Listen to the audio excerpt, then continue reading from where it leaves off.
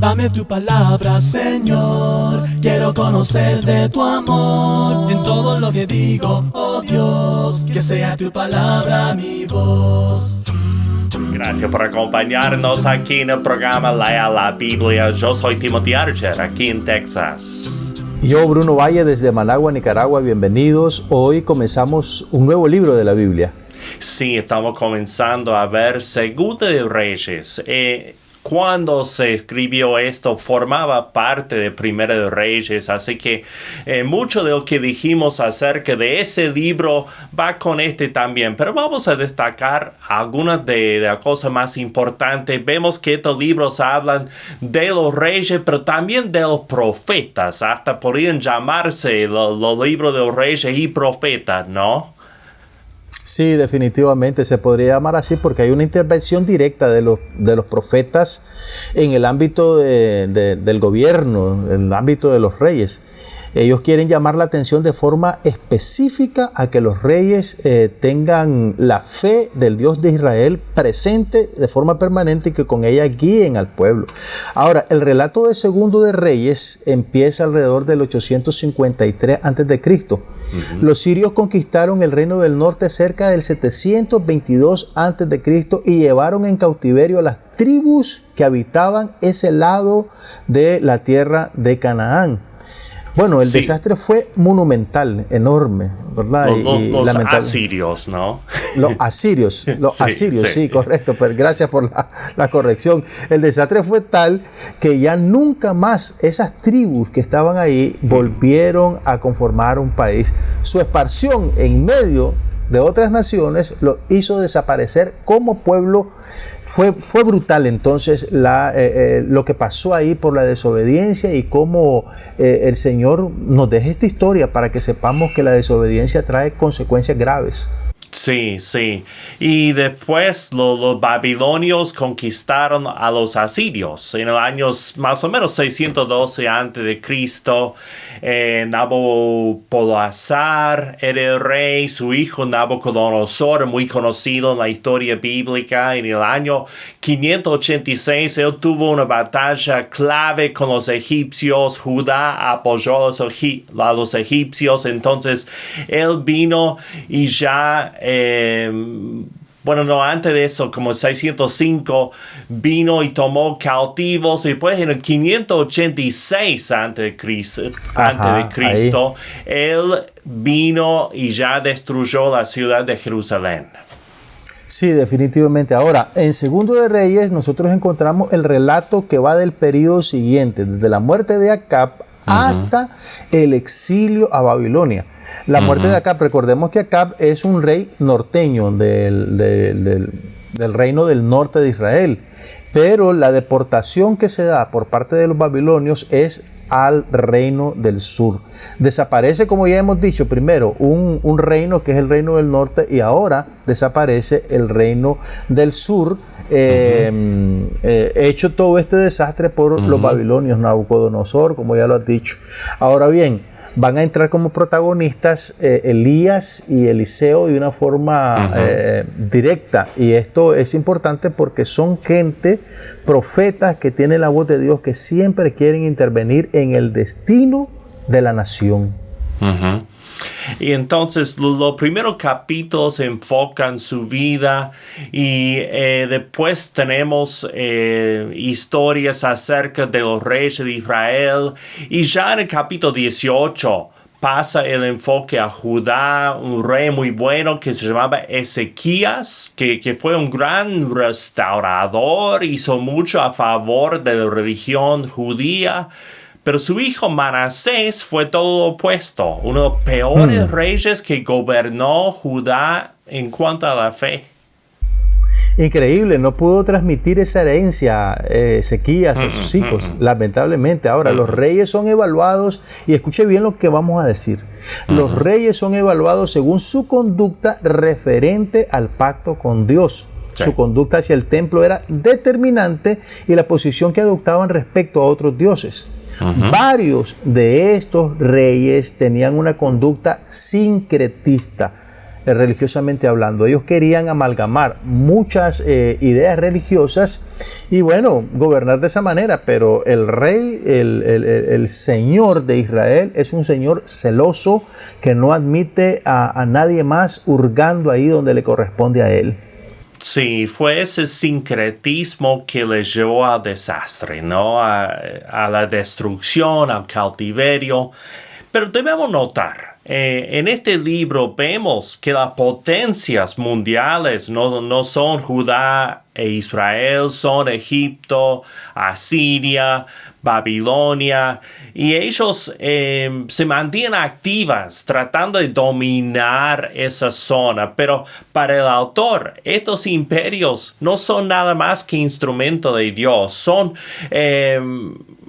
herramientas que él utiliza para lograr su voluntad, y el triunfo que tienen sobre el pueblo de Dios no muestra que ellos tengan poder, sino que Dios sigue reinando y él puede usar a quien quiera para lograr su voluntad.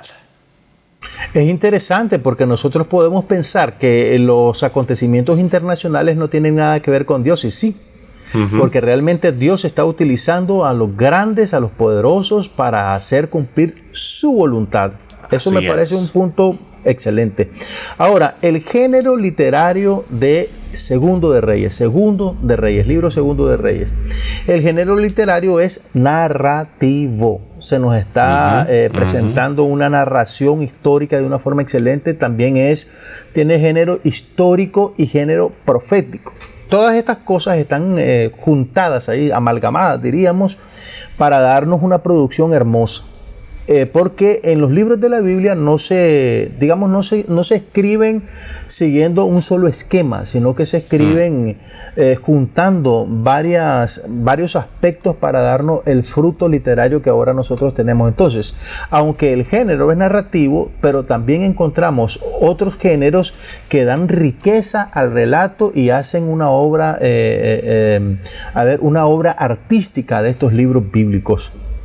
Claro, y a veces hablamos de estos libros como libros históricos, pero en su fin son libros teológicos, ¿no? Didácticos, son para enseñar algo, no solamente para relatar la historia, pero tenemos la historia. Cuando miramos el bosquejo de este libro, vemos que comenzamos con la vida de Elías, después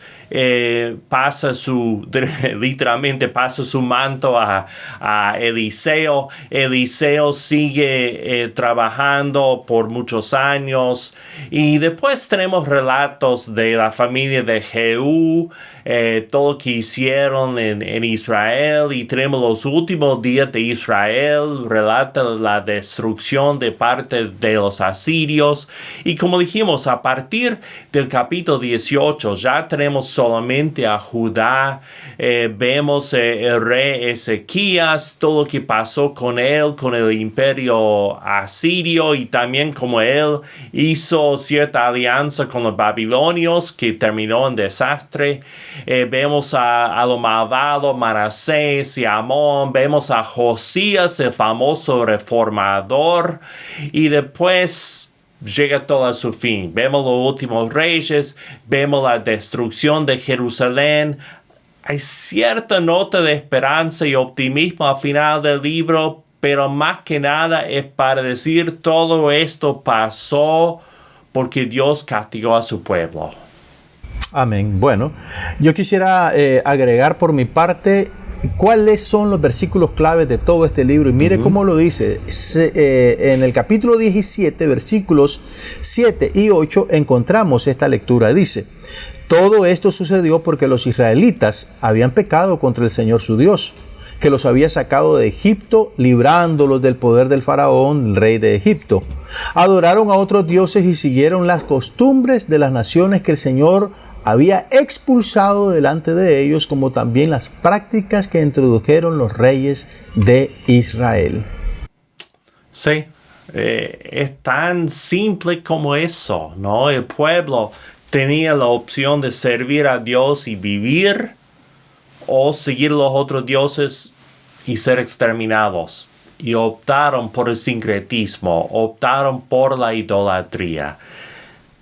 Estos libros hablan de reyes humanos, pero pienso que el mensaje bíblico es claro, de principio Amén, claro. a fin, que Dios Claro que sí. es el rey. Dios Amén. es rey de reyes. Y hasta el No hay día de duda. hoy, los creyentes tenemos un solo Dios, un Amén, solo hermano. rey, un solo soberano. Así Bueno, es. Vamos a estudiar el libro de Segundo de Reyes en futuros programas, pero se nos va el tiempo hoy. Vamos a concluir este programa después de esta pausa. Este es el libro de Segundo de Reyes en 60 segundos, con 719 versículos divididos en 25 capítulos. Segundo de Reyes relata el periodo de tiempo desde la muerte del rey Acab hasta el exilio hacia Babilonia. La primera parte del libro enfoca a los profetas Elías y Eliseo. A partir de la segunda mitad del capítulo 8 tenemos la historia de los reyes de Israel. Esa historia termina en el capítulo 17, cuando Israel va en exilio. A partir del capítulo 18 tenemos el relato de la historia de Judá, comenzando con la historia de Ezequías, un rey bueno, y su hijo Manasés, uno de los peores. La historia sigue hasta el momento en que los babilonios capturan la ciudad de Jerusalén y la nación de Judá va en cautiverio. Es el libro de Segundo de Reyes en 60 segundos.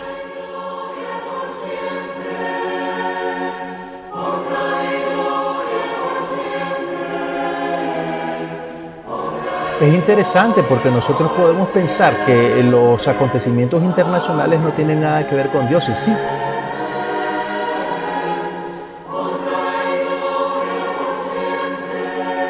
Porque realmente Dios está utilizando a los grandes, a los poderosos, para hacer cumplir su voluntad.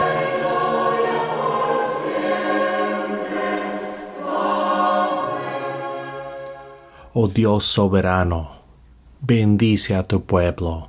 Pedimos, oh Padre, misericordia, pedimos sanación para nuestro mundo, pedimos que nos ayudes a nosotros a buscarte en cada día, en cada momento. Pedimos tu presencia entre nosotros hoy y siempre, en el nombre de nuestro Señor Jesucristo. Amén.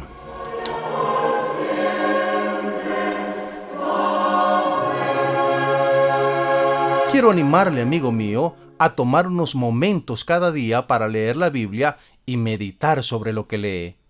Para ayudarle en sus estudios, nosotros podemos facilitarle sin costo ni obligación un estudio guiado sobre la Biblia que le ayudará a entender lo que lee. Nuestros oyentes de Cuba pueden hacer su pedido a la siguiente dirección: Lea la Biblia, apartado 2662, Matanzas, código postal 40100. Invitamos a los oyentes de otros países a que nos contacten por WhatsApp en el número 505-7526-8121 o por correo electrónico radio@lealabiblia.com. También puede buscarnos en Facebook en Lea la Biblia Radio. Yo soy Bruno Valle. Este ha sido el programa Lea la Biblia. Hasta la próxima. Tu palabra, Señor, quiero conocer de tu amor.